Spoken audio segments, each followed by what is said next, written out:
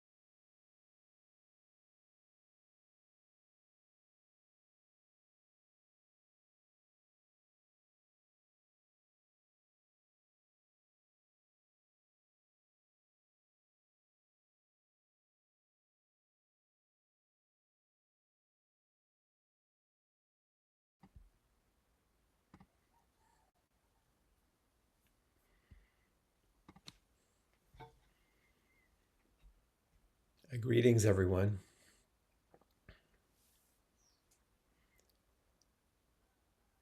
I know that there may be a few people still moving across this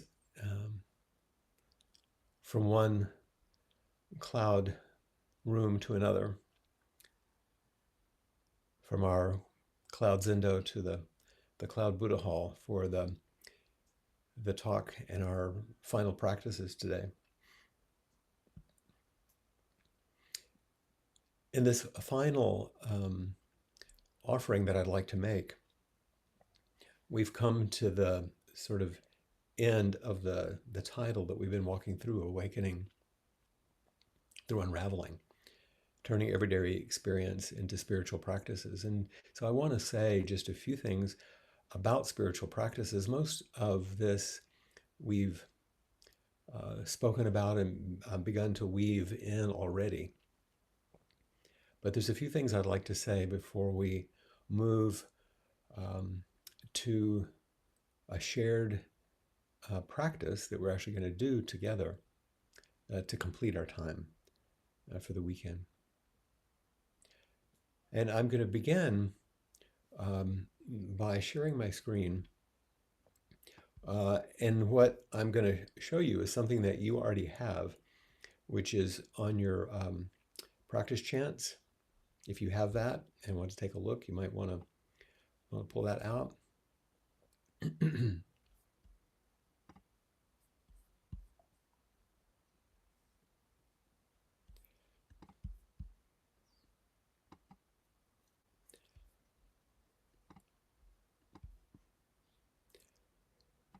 And hopefully you can see that now. And we're going to take a look at the Bodhisattva vow. And the reason I want to highlight that at this particular moment is because I want to make some comments about what this practice, and when I say this practice, what the foundations of the Mahayana are and what the expression looks like in Zen or Chan practice, which are the root practices on which this Awakening Together Sangha and Appamada in general are founded. So let's just walk through this vow for a moment, and let's just look at the first iteration. There were three, as there tend to be on all of them. It says, beings are numberless. I vow to free them. Delusions are inexhaustible. I vow to end them. Dharma gates are boundless. I vow to enter them. And Buddha's way is unsurpassable. I vow to embody it. There's one term you might not be familiar with, Dharma gates, which just suggests this transition in a way that we're talking about, where each thing becomes an opportunity for practice. A gate opens to awakening. In every moment, each moment, life as it is, the only opportunity to awaken. We know something about other beings and about delusions, and we're studying the Buddha way. but I wanted to make sure that Dharma Gates was something that you had an idea about. If you look at the way that this vow in this first iteration is set forward, you will see something that's quite obvious once you take a look, that this vow is impossible. By definition, if you have numberless beings, you're going to free all of them. That's actually not possible. If delusions are inexhaustible and you're going to exhaust them, end them, that's not possible. If possibilities for awakening are boundless and you're going to enter and utilize every one of them, that's not possible. If the Buddha's way is not surpassable, but you're going to surpass it by embodying it fully, you see that that's actually not possible. And this is why it's a vow and not a goal. And there are two pieces to this that are really essential. First, a goal is something that you can accomplish. It's something that you set forward, maybe it's a challenge, but it's something that you can accomplish. A vow is not something you can accomplish. A vow is like a North Star that continually orients you in a certain direction that you can't use up, that's infinitely generous, and also always offering you a direction. And not only is a goal something I can accomplish, there's an I in it because it's for me. But this vow isn't for you. This vow is for all beings, that we sit and we practice and we engage all of the things that we've been doing this weekend for no actual personal gain. We may achieve something and we may have some personal gain as a result, but that's not the reason for it. The reason for it is to live and be lived for the benefit of all beings. And that's the turn of the Mahayana practice, which means great vehicle, from the kind of classical Theravadan tradition where there's a person engaging in these yogic practices in order to achieve enlightenment, to get off the cycle of birth and death. It's not an individual practice. This is an unlimited practice for all. This is awakening together. And because we say awakening together, we have the second recitation, the same ideas, but it includes us all. Beings are numberless, we vow. It's a vow that we can only do together, actually. We vow to free them. Delusions are inexhaustible. We vow to end them. Dharma gates are boundless. We vow to enter them, and Buddha's way is unsurpassable. We, as a body, as a sangha, as a group, vow to embody it. It only comes together and is expressed through our relational quality. And then the inconceivable aspect of the vow, which really kind of gives me chills to read. I'm really thankful for Peg Syverson for her innovation and changing these perspectives on this jewel. In the third recitation, we say, beings are numberless. This vow frees them all. Delusions are inexhaustible. This vow ends them all.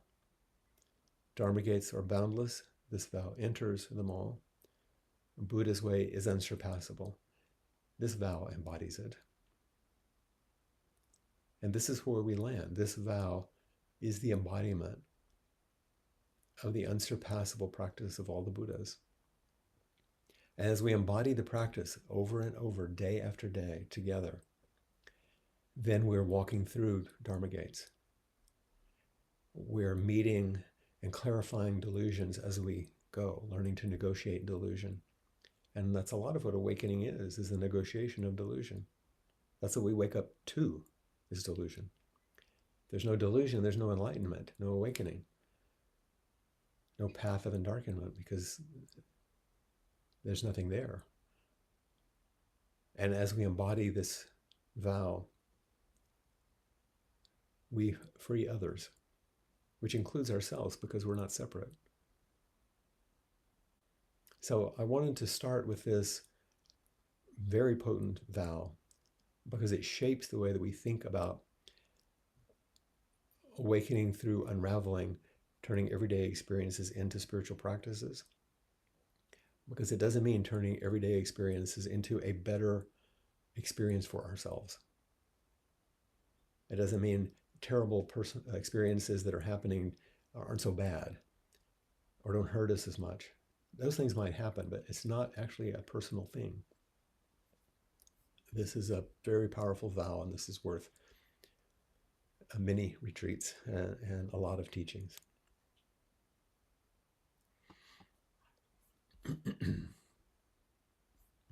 So I want to say a few more things about this, this perspective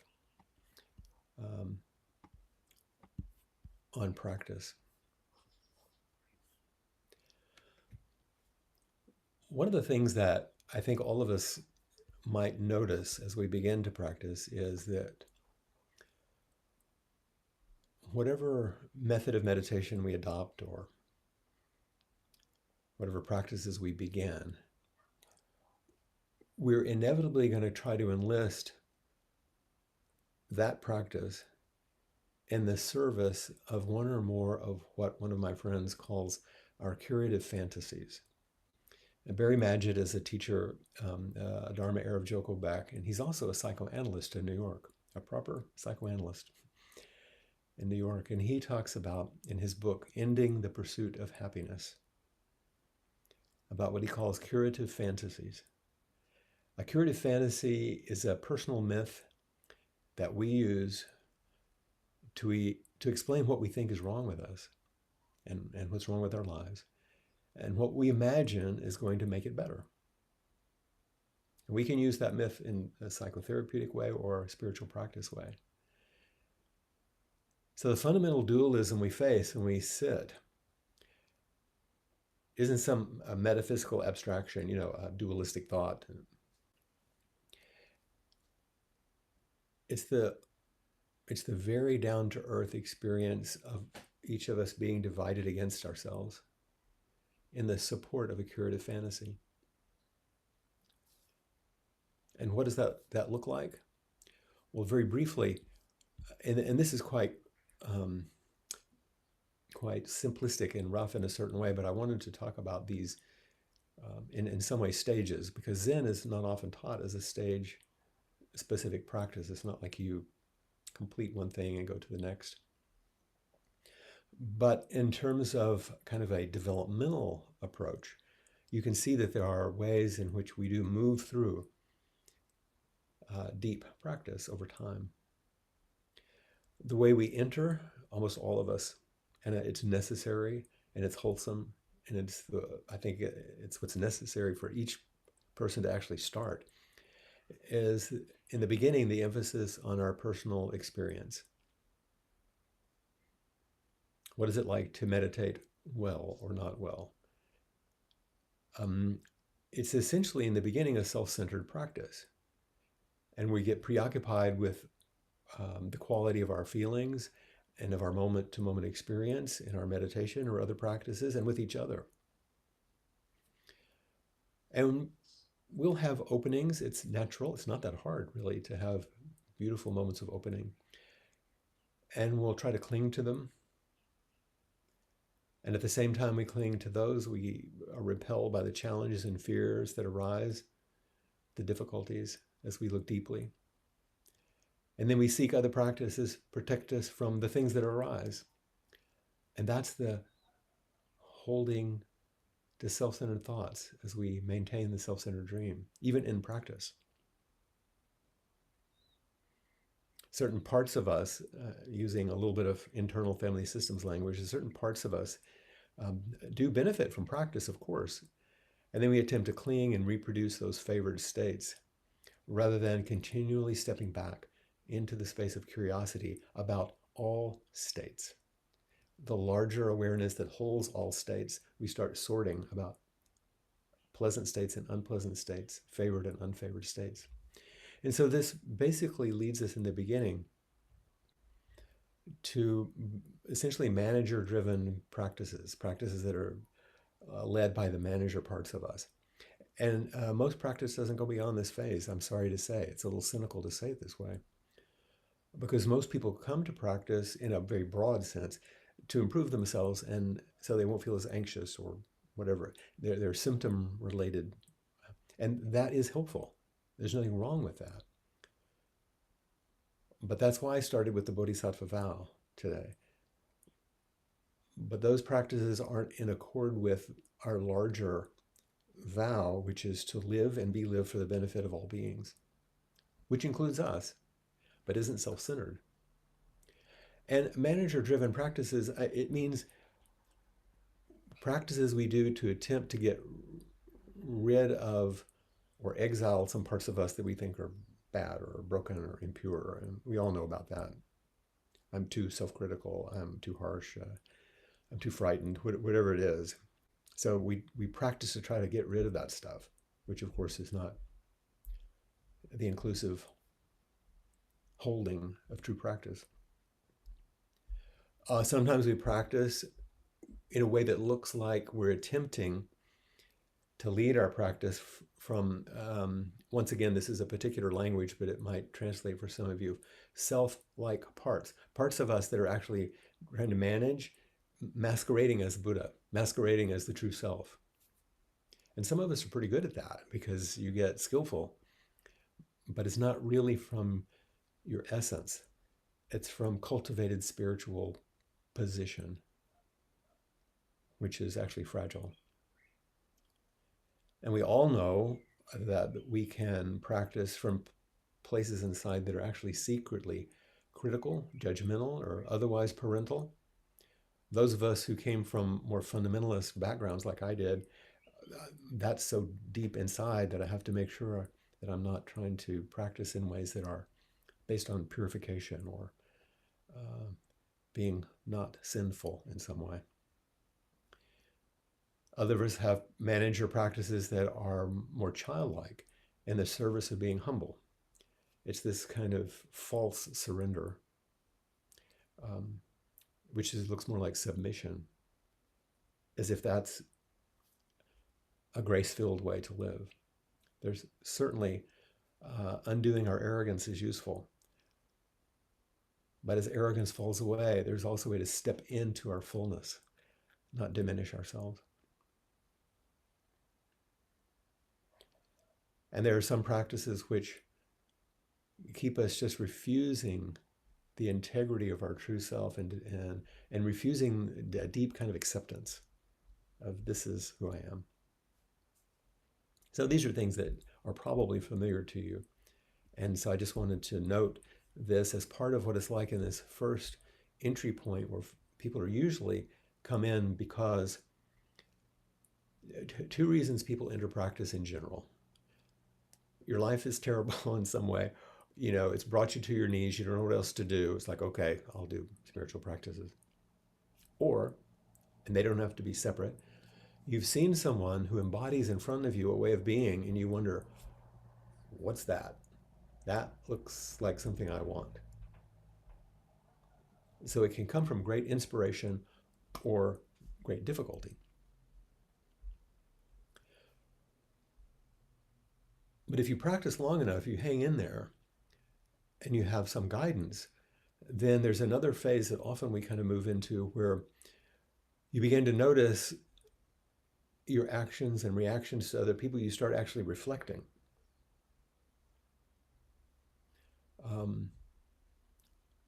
You allow practice to begin to go against the grain of your secret practices, your curative fantasies, rather than colluding with them. You're willing to go beyond. If you then actually have some positive experiences, once again, it's easy for this to become precious and we can get obsessive under the guise of mindfulness or compassion or some of these phrases we learn. But once again, we've learned to do things, but it's not actually immediate. It's not actually raw.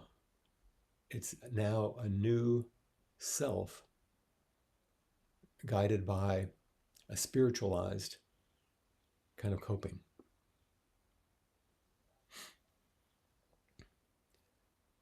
We're not quite letting practice open us up to the world of experience outside of our secret practices and outside of our self-centered gaining ideas, outside of our curative fantasies. And that leads us to another phase, which is the phase of surrender to life as it is. As we continue to relinquish our self-centered notions of what we want, and we let go of the I, the I at the center of practice. And the curative fantasies and the secret practices soften or abandon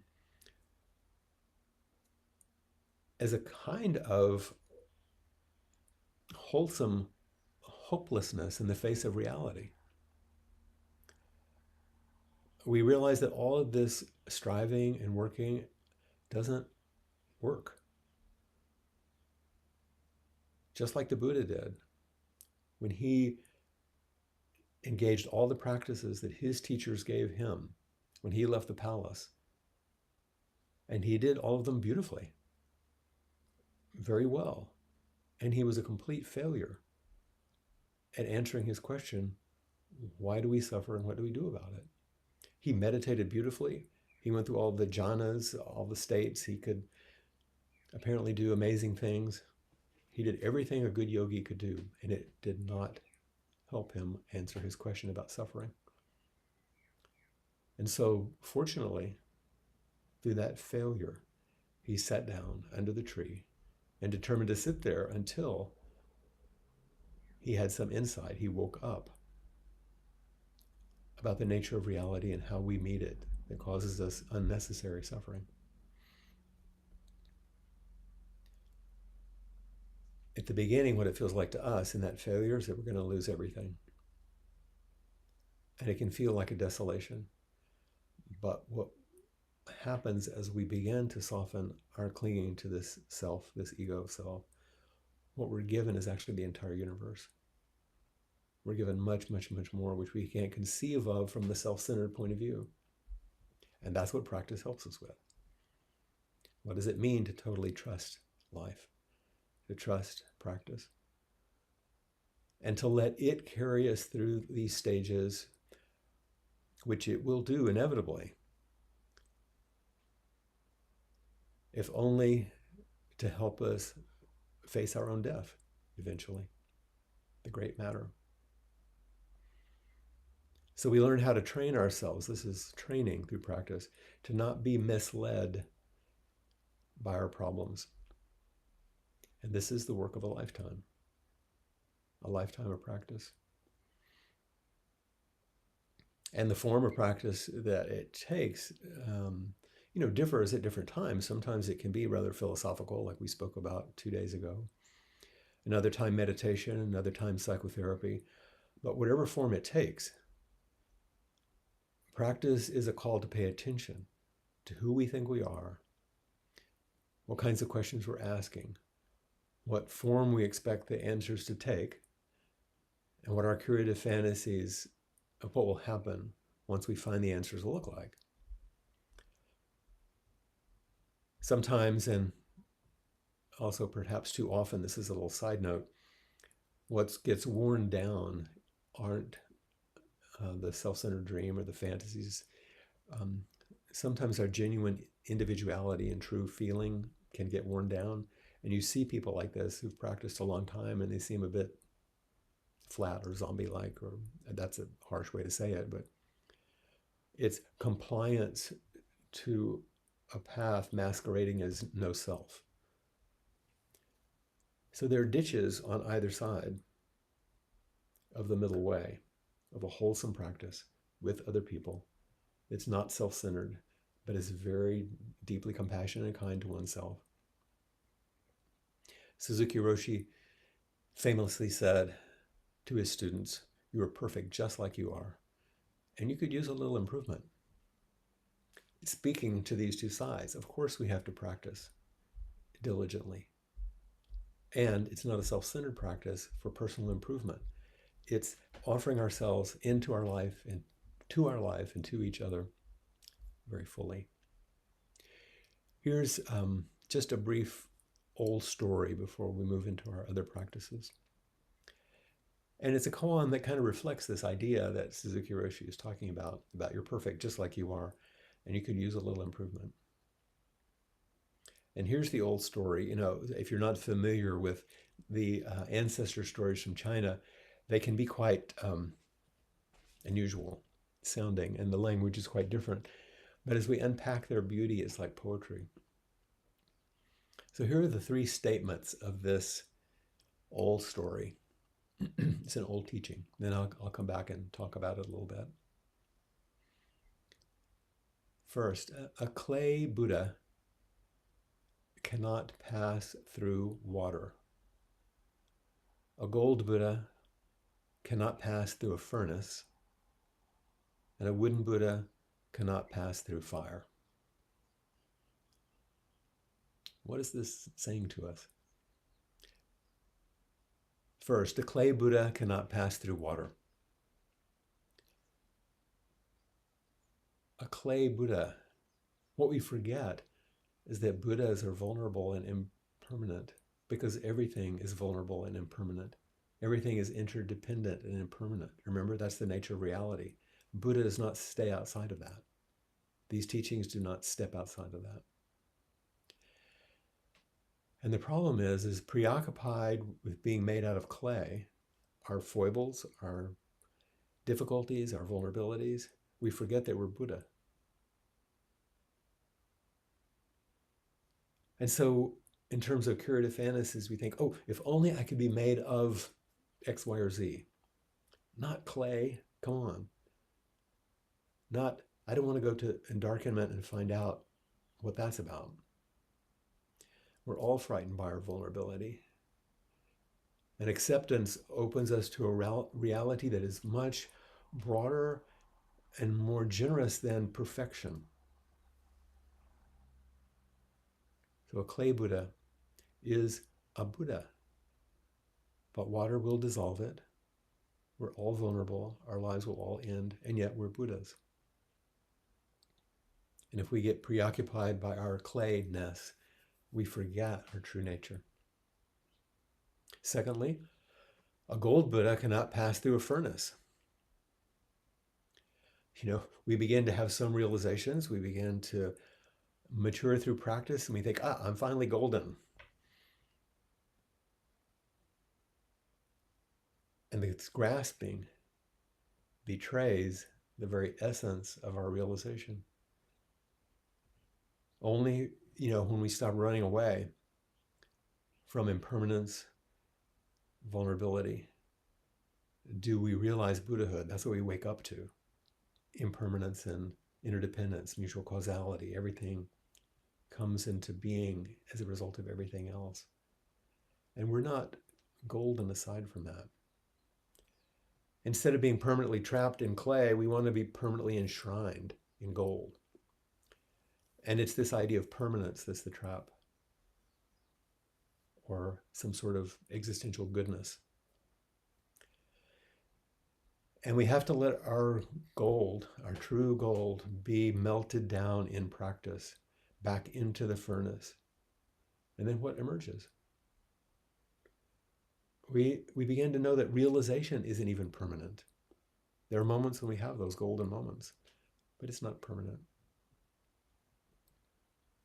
A gold Buddha cannot pass through a furnace. It's going to have to be melted down. And then thirdly, a wooden Buddha cannot pass through the fire. We come to understand that we're vulnerable after all, and wood is a perfectly good material to carve a Buddha. Ordinary, everyday wood. When we thought we were clay, we didn't think we would end up being made out of wood. We hoped for something more, enduring and glamorous than wood. But Buddhas are made out of ordinary materials, like you and me. We're made out of ordinary life. And this is where we finally end up.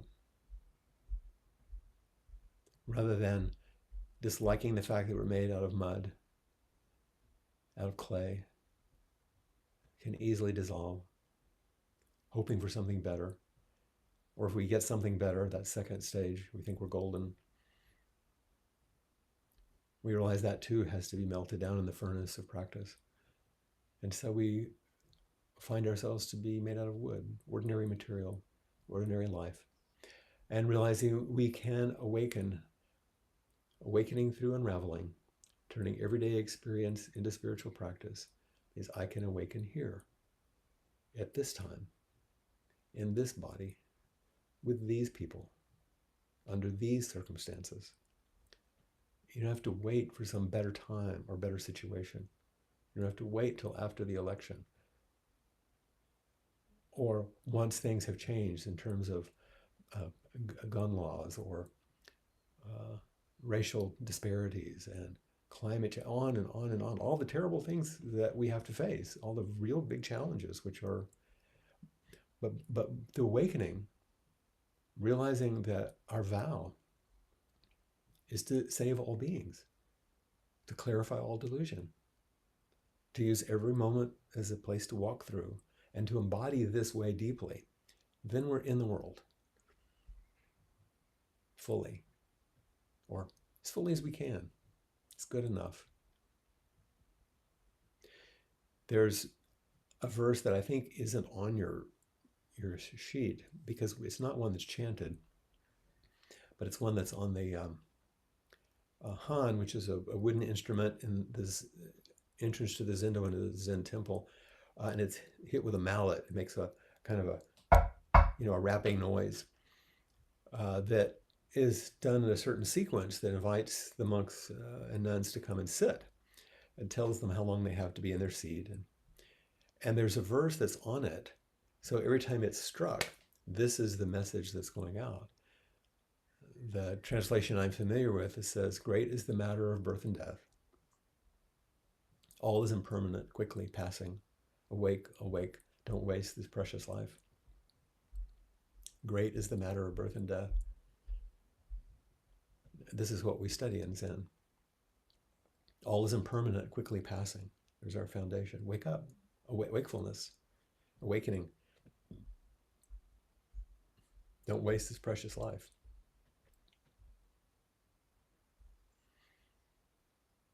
So these are the few things that I wanted to speak about this morning, that the Bodhisattva way is our way, that it helps us meet the great matter, which is why it's a spiritual practice, not just a psychological practice. And that there are ways in which we enter, and as we go along, we struggle with and meet and hopefully resolve different sort of barriers along the way as we open more and more, relinquish more and more, and receive more and more. If our practice is focused on all beings, then let's make the transition now to letting us see each other. And so I think Ryan or Bill might have to help us to go to this next step. This is actually the technological transformation of present moment experience into the next spiritual practice. Do we need to change to another format now? Can you see me? All right. So I don't think anyone can hear. So in discussions with Flint, we were discussing that for this last portion, we would transition back to Zoom meeting. Hopefully this is a familiar process to people now, having done it several times. Bill just put the link in the chat room. Flint is actually going to come with us this time. So we're going to continue the remainder of our time together in a Zoom meeting format that will allow us all to see one another and also see the altar, which will be part of one of the practices that we'll move into. Anything else? I've done it before, so I'll have something new to do. So the chat has the link. So you'll click the link within the chat. It'll ask if you want to open Zoom meetings. You'll say yes, or you'll click the button to open Zoom meetings. It'll ask if you want to leave and join another meeting. You'll click the button to leave and join, and then you'll wait a moment while and Bill, it looks like you posted that just to the panelists. Oh, now it's posted live. So you should see that link. If you, again, if you don't find your way to the Zoom meeting, it is in the email. Okay. Just use that link, and then that would allow us to all be there for the next portion of our time together. I'll see you there in a moment. Change